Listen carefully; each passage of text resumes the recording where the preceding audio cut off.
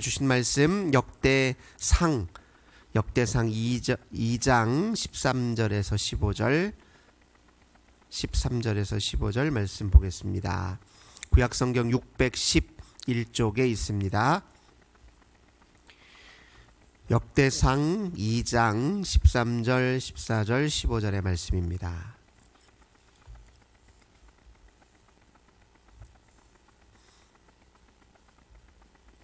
역대상 2장 13, 14, 15절 석절 말씀을 우리 한 목소리로 봉독합니다. 이새는 맏아들 엘리압과 둘째로 아비나답과 셋째로 시므아와 넷째로 느다넬과 다섯째로 랏대와 여섯째로 오셈과 일곱째로 다윗을 낳았으며. 아멘. 오늘도 하나님과 함께 하루를 시작하시는 우리 모든 성도님들, 우리 하나님께서 하늘의 크신 은혜와 평화 가득 부어주시길 주님의 이름으로 간절히 기원합니다. 오늘 본 말씀 통해서 하나님의 역사로 수렴되는 삶, 이런 제목으로 함께 은혜 나누도록 하겠습니다. 역대상하와 이제 열왕기 상하는 이제 역사적으로 이제 겹쳐 있어요. 같은 역사 시기를 다루고 있는데요. 이제 관점이 약간 다릅니다. 두 역사를 기술하는 관점이 달라요. 어제 말씀드린 것처럼 열왕기 상하는 바벨론의 포로로 끌려간 유다 백성들이 우리가 오늘 어쩌다 이렇게 나라도 잃고 타국에서 포로 생활을 하게 되었는가, 스스로 자신의 역사를 되돌아보며 그동안의 삶을 반추하며 기술했던 역사가 이제 열왕기 상하의 역사라고 할 수 있습니다. 그러니 포커스가 주로 어디에 있냐면, 우리가 하나님 앞에 어떤 잘못을 저질렀는지, 주님과의 우리 사이의 관계 속에 무엇이 빠져 있었는지, 하나님과의 관계 속에서 우리가 어떤 실수를 저질렀는지에 초점이 맞춰져 있습니다. 우리가 얼마나 하나님을 거슬렸고 또 하나님 아닌 헛된 우상에 사로잡혀 있었는지를 처절하게 반성하는 내용들이 이제 역사 속에 고스란히 담겨 있어요. 그런데 이 역대기 상하는 언제 기술된 것이냐면, 바벨론 포로 생활을 끝내고 다시 본국으로 돌아와서 유대의 신앙 공동체를 재건하는 과정에서 참고로 삼기 위해서 쓰여진 역사가 역대기 상하입니다. 이제 이 역대기 상하 역사는 에스라와 느헤미야 역사까지 다 이어져 있어요. 근데 그러니까 다시 유대 공동체를 재건하기 위해서 어떤 관점으로 역사를 기술했냐면, 우리가 이제 새롭게 새로운 마음가짐으로 공동체를 다시 세우려고 하는데, 지나온 역사 속에서 우리가 잊어버리면 안 될, 꼭 중요하게 교훈으로 삼아야 될 게 무엇인지를 찾기 위해서 그런 관점으로 역사를 기술한 게 역대기 상하, 또 에스라 느헤미야라고 할 수 있습니다. 그래서 역대기 상하는요, 어디에 주로 초점이 맞춰져 있냐면, 북쪽 이스라엘 역사는 크게 관심이 없습니다.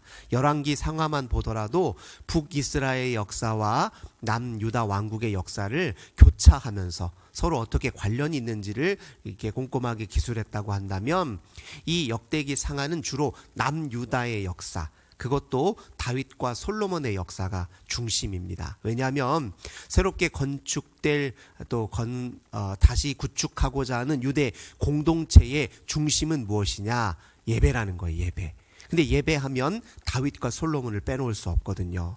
다윗은 하나님의 이스라엘 공동체를 하나님의 백성 공동체로서의 기틀을 놓았던 사람이고, 성전을 짓는 데 필요한 여러 물자들을 일찍부터 준비하고 성전 건축에 대한 계획을 수립했던 사람이고, 솔로몬은 실제로 성전을 건축했던 사람입니다. 그때 이스라엘이 하나님 앞에 드려야 될 이런저런 제사의 기본을 다 갖추었던 시대가 그때예요. 그러니까 지금 유대 공동체를 새롭게 구축할 때 꼭 참고로 해야 될 역사가 바로 다윗과 솔로몬의 시대에 성전에서 어떤 역할을 했고, 또 그 성전에서 하나님 앞에 어떻게 제사를 드렸고 하나님과의 관계가 어떠했는지를 살피는 일이 매우 중요했습니다. 그래서 한마디로 지나온 과거에서 꼭 빠뜨리면 안 될 부분이 무엇인지에 초점을 맞추어 역사를 기술한 게 역대기 상하다, 이렇게 이해하시면 되겠습니다. 근데 이 역대상을 이제 시작할 때 우리가 읽어보시면 알겠지만 족보 이야기로 시작을 해요. 아담부터 해서 쭉 그 다윗 솔로몬 자손에 이르기까지, 그리고 각 지파의 여러 자손들의 명단이 먼저 쭉 이렇게 기술되어 있는 것으로 시작합니다. 근데 이 족보라고 하는 것은 이제 구약 성경에서 또는 이제 신약 성경도 마찬가지인데요. 족보는 그저 뭐 사람 이름을 거론하기 위한 것이 아니라 그 족보의 이야기 속에는 그동안의 하나님의 역사가 어떠했는지를 이렇게 회상하기 위한 역할을 합니다. 누구 이름을 떠올리면 그냥 그 사람의 모습만 떠올리는 게 아니잖아요. 그와 얽혀있는 사연들을 같이 기억하고자 하는 거거든요. 그 이름을 떠올리면 하나님이 그 인물의 삶 속에서 어떤 역할을 하셨는지, 어떤 일을 하셨는지, 이게 같이 떠오르기 마련이거든요. 그런 관점에서 족보는 기술하는 겁니다. 족보에서 거론된 이름들은 그냥 쓰여진 것이 아니라 그 이름들 사이, 그 인물들 사이사이에 하나님의 행보가 이렇게 우리가 그 속에서 읽어지게 되는 것이고 추론이 되는 것입니다. 특별히 이 족보 이야기들을 잘 보면요, 제가 말씀드린 대로 가장 한복판에 무엇이냐면 다윗과 솔로몬이 있어요. 그러니까 이 족보의 구조를 그림으로 그리자면 전 세계 기원의 역사부터 시작해서 이스라엘의 각 지파의 여러 자손들의 족보가 쭉 나오는데요. 일부러 의도적으로 유다와 다윗 솔로몬을 정 가운데 배치를 합니다. 그게 이제 의도적인 거예요. 왜냐하면은 이 하나님인 세계 역사를 통치하시는 분이지만 그 역사가 누구에게로 수렴이 되냐? 다윗과 솔로몬에게로 수렴이 된다는 거예요. 왜냐하면 그것이 하나님께서 이 세상에 내가 누구인지를 보여주기 위해서 마련한 중요한 통로였기 때문에 그렇습니다. 한마디로 말해서 다윗에게 역사한 하나님이 온 우주를 창조하신 하나님이라는 거예요. 그 더 나아가서 우리가 마태복음의 족보에도 보면 1장 1절에 보면 뭐라고 하냐면 아브라함과 다윗의 세계라 이렇게 해요. 예수 그리스도의 역사라고 일컬으면서 그건 아브라함과 다윗의 자손 예수 그리스도라고 이렇게 표현하거든요. 이 왜 이렇게 하냐면 예수는 어떤 분이냐? 이미 아브라함에게 당신을 계시해 보여주셨던 그 하나님이 말씀이 육신에 우리 가운데 오신 분이 예수 그리스도라는 거예요. 다윗 왕에게 역사하시고 계시하셨던 그 하나님, 다윗 왕에게 약속하시고 즉 영원하고 견고한 나라를 약속하셨던 그 하나님께서 말씀이 육신이 되어 우리 가운데 오신 분이 예수 그리스도라는 거예요. 그러니까 사람의 이름은 그저 그런 이름이 아니라 그 이름은 곧 하나님의 역사를 드러내 보여주기 위한 중요한 장치다, 이렇게 이해하셔야 됩니다. 근데 오늘 본문에 보면 다윗 유다 자손의 그 족보 이야기가 등장을 해요. 2장 3절부터 유다 자손의 이야기를 하고 9절부터는 다윗에 이제 또 집중한 이야기를 하고 있습니다. 우리가 우선 유다의 자손의 이야기들을 좀 살펴보면요. 2장 3절 4절 한번 보겠습니다. 유다의 아들은 에르와 오난과 셀란이 이 세 사람은 가나안 사람 수아의 딸이 유다에게 낳아준 자요, 유다의 맏아들 에르는 여호와 보시기에 악함으로 여호와께서 죽이셨고 유다의 며느리 다말이 유다에게 베레스와 세레를 낳아주었으니 유다의 아들이 모두 5이더라. 여기 보니까 유다의 이제 지파 이야기를 할 때 유다 이야기부터 당연히 시작하겠죠. 유다 지파의 조상이 유다니까요. 근데 이 유다의 이야기, 자손 이야기를 할 때, 거론할 때 우리가 딱 생각나는 이야기가 있어요. 유다 이야기 있죠. 유다의 첫째 아들이 여기 누구라고 등장하면 에르라고 나오잖아요. 이 에르의 부인이 다말입니다. 근데 에르가 하나님 앞에 악하여서 죽임을 당했다고 얘기해요. 사실은 족보 이야기가 나오는데 시작부터 그렇게 뭐랄까 우리가 참고할 만한 좋은 인물이라기보다는 눈살을 좀 찌푸리는 이야기예요. 사실은 에르가 죽고 나니까 원래 고대 전통에 보면, 족장 시대의 전통에 보면은 첫째 아들이 죽고 나면 그의 부인을 누가 맞아들이게 되냐면 둘째 아들이 부인으로 맞아들이게 돼 있어요.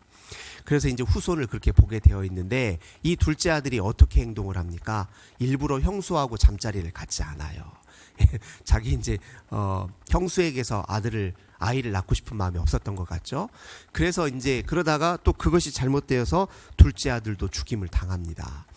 근데 이제 셋째 아들, 그러니까 셀라인데 이 원래 셋째 아들이 그러면 형수를 또 다시 아내로 맞이하게 되어 있어요. 근데 이 유다가 덜컥 겁이 났는지 이 다말과 결혼을 하면 아들들이 다 이렇게 죽게 되는 거다 싶은 이런 괜한 편견 때문에 이렇게 셀라를 아들 이렇게 다말의 남편으로 주기를 꺼려하고 주저합니다. 그래서 나중에 우리가 잘 아시는 것처럼 다말이 어떻게 하죠? 창기로 자기를 속여서 자기 시아버지 유다의 몸에 들어가서 아이를 출산하는 거거든요. 그래서 난 자식이 베레스와 세라예요. 어떻게 보면 유다의 약점과 같은 이야기죠. 유다 아들들의 약점, 흠이죠. 이거로부터 유다의 이야기를 시작을 해요. 그러니까 우리가 이 이야기를 왜 이렇게 거론했을까? 하나님은 우리 인간의 죄에도 불구하고 허물에도 불구하고 은혜로 그들을 붙드셔서 당신의 약속을 이루시고 당신의 역사를 이루어 가시는 선하신 하나님이라는 걸 보여주기 위함입니다. 너희가 잘나서가 아니라는 거예요. 유다가 특별해서 유다 지파 중에서 다윗을 택한 것이 아니라 하나님이 그들은 약하고 흠도 많고 허물도 많지만 하나님이 자비와 용서하심과 사랑으로 그들을 덮어주어서 그들을 변화시키며 하나님 당신의 역사를 이루어 가셨다. 이걸 보여주는 것입니다. 유다라는 인물이 전체 이스라엘 역사에서 차지하는 그 위상이 아주 크잖아요. 그런데 창세기에 보면 유다라고 하는 사람은요, 야곱의 12아들 중에 넷째 아들이잖아요. 큰아들도 아니에요. 제일 큰아들도 아니에요. 제일 큰아들은 누구죠? 르우벤이에요. 당시에 고대 전통에 따르면 장자가 모두 아버지의 쉽게 말하면 가문의 전통을 잇는 거예요. 하나님께 받은 약속도 원래 장자가 이어받아야 맞은데 하나님은 장자가 아니라 차자도 아니고 넷째 아들을 통해서 하나님의 구원의 역사를 이어가셨단 말이에요. 유다가 무슨 특별함이 있을까? 별로 특별함도 없어요. 똑같이 다른 아들들 마냥 그냥 실수도 많고 허물도 많습니다. 근데 창세기의 이야기를 이렇게 가만히 읽어보면요, 한 가지 특별한 것 하나는 있었어요. 그게 무엇이냐면은 이 야곱의 아들들이 요셉을 죽이려고 했을 때 이제 구덩이에 먼저 빠뜨리고 죽이려고 했는데 그때 우리 죽이지는 맙시다. 뭐 이 아들을 그래도 우리 동생인데 죽일 것까지 뭐 있습니까? 저 마침 지나가는 미디안 상인이 있으니까 저 사람한테 그냥 팔아 넘깁시다 하고 제안했던 사람이 누구냐면 유다예요. 나중에 이제 요셉이 애굽의 총리가 되고 그리고 가나안 지역에 큰 기근이 들었을 때 먹을 걸 구하려고 이제 야곱의 아들들이 애굽에 갔다가 이제 요셉과 재회를 하게 되잖아요. 근데 요셉이 그동안에 우리 형들이 어떻게 달라졌는지, 나를 향해서 어떤 기억을 갖고 있는지, 이런 것들을 하나 테스트하기 위해서 이것저것 요구해요. 모르는 척하고 자기들이 죽이려고 했던 요셉이 바로 나라는 것은 모르는 척하고 형들을 속여서 이런저런 요구를 합니다. 베냐민을 데려와라. 데려왔더니 또 먹을 곡물을 챙겨서 보내는데 일부러 의도적으로 베냐민 주머니에다가 은잔을 탁 감춰뒀다가 은잔이 없어졌다 하면서 그냥 가는 무리들을 다시 붙잡아다가 내가 이거 훔친 물건 나오는 사람 반드시 죽일 것이다 막 이렇게 이야기를 막 하잖아요. 그때 이 베냐민을 살리기 위해서 누가 스스로 이제 자처하냐면 유다가 자처해요. 내가 볼모로 잡히고 내가 베냐민을 대신하겠다. 안 그래도 우리 아버지 야곱이 아들 하나를 잃은 바람에 그 오랜 세월 가슴을 치며 통곡하며 애통하며 우리 아버지가 고통 속에 살았는데 이제 이 베냐민마저 이렇게 잘못되게 되면 우리 아버지 못 삽니다.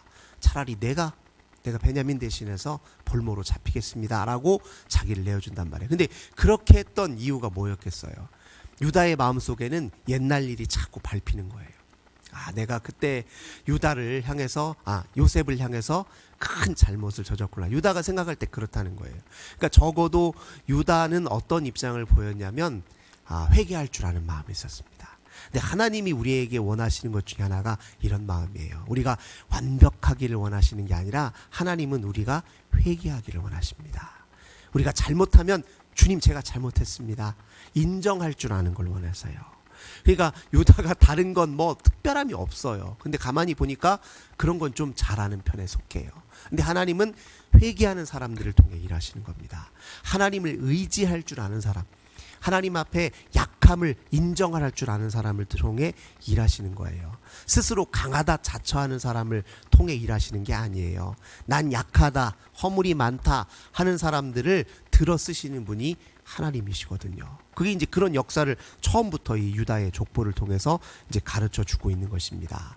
다윗도 마찬가지예요. 다윗은 사실은 형제들 통해서 존재감이 제일 없었던 막내 아들이잖아요. 그러니까 아버지가 이제 뭐 그 사무엘이 왔을 때 소개를 하는데 다윗은 차라리 생각도 않고 있었어요. 그래서 첫째 아들부터 그래도 가장 내가 믿을 만한 아들부터 순서대로 이렇게 내놨을 거 아닙니까? 가장.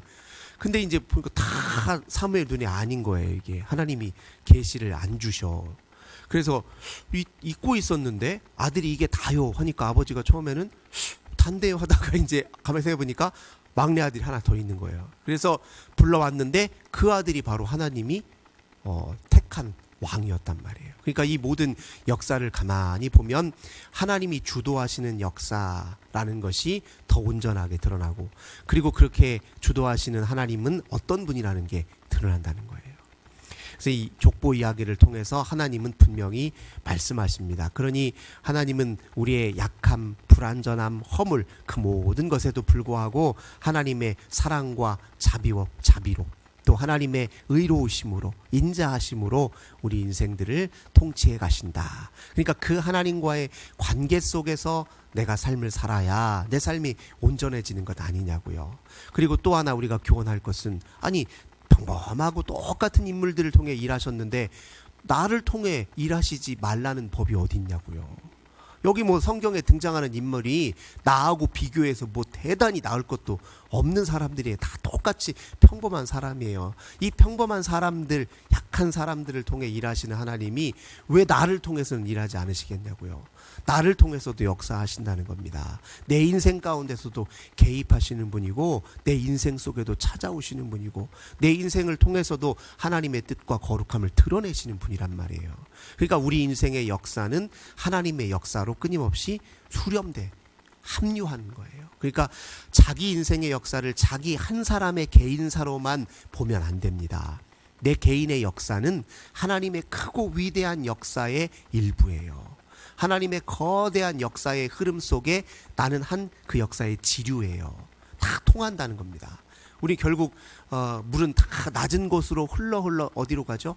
바다로 갑니다. 바다로 들어가게 돼 있어요. 물은 높은 데서 낮은 데로 흐르잖아요. 근데 지구상에서 가장 낮은 곳이 어디예요? 바다예요. 바다보다 더 낮은 곳이 어디 있습니까? 근데 결국 우리의 역사도 흘러 하나님의 크신 바다와 같은 그 역사 속에 수렴되는 겁니다. 우리 인생을 그렇게 바라봐야 허무에 빠지지 않아요. 내 인생 이게 뭔가, 이렇게 나는 내 인생은 왜 이렇게 초라한가, 보잘것없나, 뭐 이렇게 무의미한가, 이렇게 평범한 일상 속에 도대체 뭐가 있냐, 이거 다 잘못됐다는 겁니다. 우리 인생 속에도 하나님의 크신 역사가 있습니다. 우리를 향한 구원의 사랑이 여전히 우리 속에 작용하고 있습니다. 하나님의 위대한 일이라고 하는 것은 우리를 통해서도 여전히 이루어지고 있습니다. 우리를 통해서도 생명의 역사가 일어나고, 우리가 기도하면 하나님이 우리의 기도를 들어 사용하셔서 당신의 위대한 일을 계속 이루고 계시고, 우리가 주 앞에 작은 것 하나라도 섬기고 봉사하고 사랑하면 그것이 하나님이 일하시는 위대한 통로가 될 수 있다는 거예요. 오늘도 그렇게 믿으시고 우리의 역사를 하나님의 역사로 끊임없이 합류하시고 수렴해 가시는 우리 모든 성도님들 되시길 주님의 이름으로 간절히 기원합니다. 좋으신 주님 감사드립니다. 우리 하나님께서 이스라엘과 유다를 통해서 보여주셨던 그 놀라우신 자비와 은혜를 다시 한번 기억합니다. 그 자비와 은혜의 역사가 오늘 나의 삶에도 이어지고 있음을 저희들 굳게 믿습니다. 오늘도 하나님 보시기에 아름답게 살도록 저희들 마음과 정성을 모으게 하시고, 주님을 늘 기억하며 주님을 주인으로 모시며 주님 말씀에 순종하며 사는 일에 집중하는 저희들 되게 하여 주옵소서. 오늘도 간절히 중보할 때 하나님께서 들어 응답해 주실 줄 믿고 감사드리며 주 예수님의 이름으로 간절히 기도하옵나이다. 아멘. 주신 말씀으로 함께 기도하시고 우리 환우들을 위해서 위해서, 가정의 자녀들을 위해서, 교회와 나라와 민족 위해, 또 고난당한 우리의 이웃을 위해 기도합시다. 하나님 감사합니다. 오늘도 주께 기도함으로 하루를 시작합니다. 주님의 능력과 역사하심을 기대하며 기도합니다.